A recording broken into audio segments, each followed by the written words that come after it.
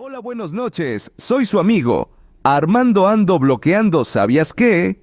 Los pájaros coloridos abarcan grupos como loros, pericos, colibríes, parúlidos y aves como el azulillo siete colores y el bengalí rojo, conocidos por sus plumajes vibrantes que varían desde el arco iris hasta combinaciones específicas de azules, rojos y amarillos.